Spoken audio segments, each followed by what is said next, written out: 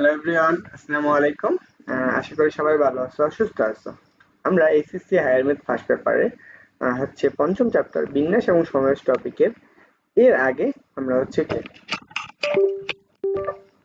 এখন পর্যন্ত আমরা হচ্ছে 18টা লেকচার কমপ্লিট করে ফেলছি। তোমরা যারা আগের 18টা লেকচার কমপ্লিট করো নাই অবশ্যই 1 নাম্বার লেকচার থেকে শুরু করে প্রত্যেকটা লেকচার একটা একটা করে কমপ্লিট করে ফেলো। আশা করি তোমার প্রত্যেকটা টপিকই খুব সুন্দর করে এবং খুব সহজে তোমাদের ক্লিয়ার হয়ে যাবে। এর আগের যে কোশ্চেনগুলো আছে তোমরা অবশ্যই একই রকম অনেক কোশ্চেন পেয়ে আসছো। তো তোমরা যদি এই কোশ্চেনটা সমাধান করতে পারো তাহলে অবশ্যই তোমার এই ভিডিওটা দেখা প্রয়োজন নেই। তো অবশ্যই তুমি নেক্সট ভিডিওটা দেখবা, এবং যদি তুমি নেক্সট ভিডিওটা তোমার কমপ্লিট পারো তাহলে অবশ্যই তার পরবর্তী ভিডিওটা দেখে তুমি চ্যাপ্টারটা কমপ্লিট করে ফেলতে পারো। আরেকটা কথা, তোমরা যারা আমার চ্যানেল সাবস্ক্রাইব করে নাই তারা অবশ্যই চ্যানেল সাবস্ক্রাইব করে দিয়ে অবশ্যই ক্লাস শেষে একটা কমেন্ট করে যাবা তোমরা ক্লাসটা সম্পূর্ণরূপে বুঝছো কিনা। ওকে, তো চলো আমরা একটু দেখি যে এটা হচ্ছে আমার যে অক্ষরপত্র বইয়ের হচ্ছে 5 এর 2 এর 4 নাম্বার ম্যাথ। এখানে আমরা কি বলছে বলছে প্রত্যেক অঙ্ককে প্রত্যেক সংখ্যা কেবল একবার ব্যবহার করে এই যে 5টা বর্ণ আছে বা 5টা অঙ্ক আছে, অঙ্ক বিশিষ্ট কতগুলো অর্থপূর্ণ বিজোড় সংখ্যা গঠন করা যায়। এখন তোমার প্রশ্ন হচ্ছে কখন বিজোড় সংখ্যা গঠন করা যায়, অর্থপূর্ণ বিজোড় সংখ্যা। অর্থপূর্ণ বিজোড় সংখ্যা তার মানে কি শেষে যে আমার এককের গড়টা আছে সেখানে তোমার বিজোড় সংখ্যা থাকে, মানে ওইটাকে তুমি যদি 2 দ্বারা ভাগ করলে তুমি ওটার পূর্ণ সংখ্যা কোন বাক্সে যদি 0 না পাও তাহলে সেটা আমরা কি পাই, আমরা সেটা হচ্ছে কি বিজোড় সংখ্যা হয়, তাই না? এখন এই অংশটুকু আমরা জানি, তাহলে চলো আমরা এটা একটু চিন্তা করি। তাহলে আমি এখানে সমাধান শুরু করব। তাহলে দেখো সমাধানের ক্ষেত্রে আমার কি জানা লাগবে, আমার প্রথম অংশটুকু হচ্ছে এখানে বলছে যে কয়টা বর্ণ আছে, কয়টা অঙ্ক আছে, মোট অঙ্ক আছে, মোট অঙ্ক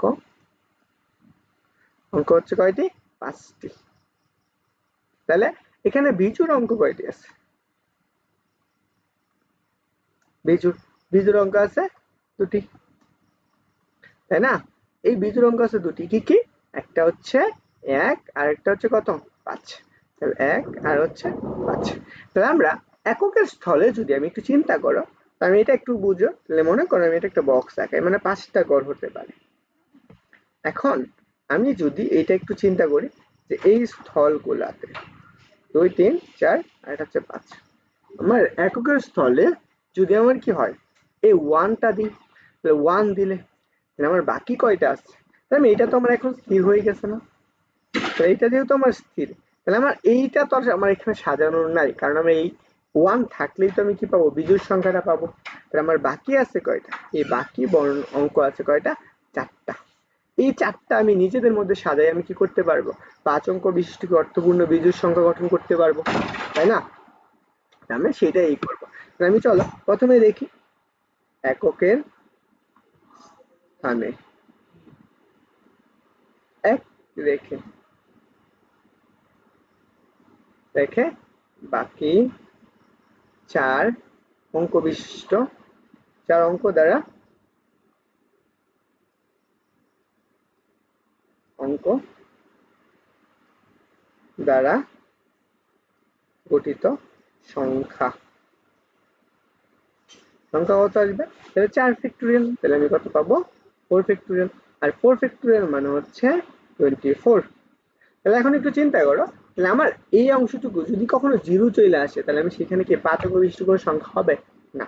তাহলে আমি এখন মনে করো আমি প্রথমে আমি কি রাখলাম, প্রথমে আমি কি রাখবো, প্রথমে হচ্ছে আমার কি 0 এবং এককের স্থলে এককের স্থানে কত 1 রেখে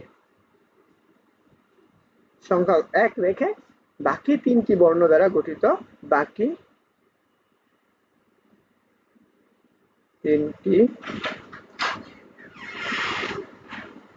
দ্বারা গঠিত সংখ্যা।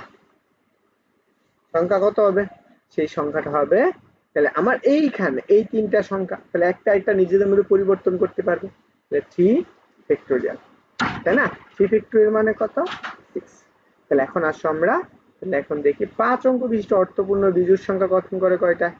তাহলে আমি এখানে কি লিখতে পারবো, 5 অঙ্ক বিশিষ্ট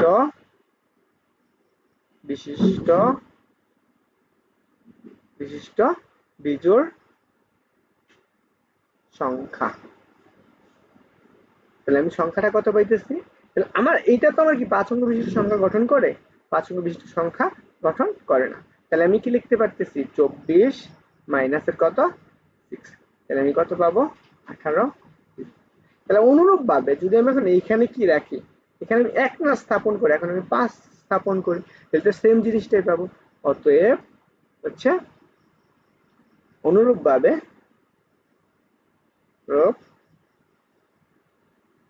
পাবে 5 কে এককের স্থানে রেখে, এককের স্থানে রেখে 5 অঙ্ক বিশিষ্ট 5 অঙ্ক অঙ্ক বিশিষ্ট বিশিষ্ট বিজোড় সংখ্যা। তাহলে কত পাবো? সেম 18টি না? 18। তো এখন মোট বিজোড় সংখ্যা কত পাইতেছ? আমি এখানে পাবো মোট বিজোড় সংখ্যা। তাহলে আমি কত পাইতেছি? যে 18 প্লাস 18, তাহলে কত পাইলাম? 36। এত। তাহলে আমি এই যে 5টা বর্ণ আছে, এটা দ্বারা আমি 5 অঙ্ক বিশিষ্ট অর্থপূর্ণ বিজোড় সংখ্যা কতটি পাবো? সেটা হচ্ছে 36টি অর্থপূর্ণ বিজোড় সংখ্যা পাবো। তো আশা করি আমরা এই ম্যাথটা ক্লিয়ারলি বুঝতে পারছি। আমরা যদি এটা ক্লিয়ারলি বুঝে থাকি অবশ্যই কমেন্টে জানাবো। আমরা হচ্ছে পরবর্তী লেকচার হচ্ছে কত? লেকচার নাম্বার হচ্ছে 20।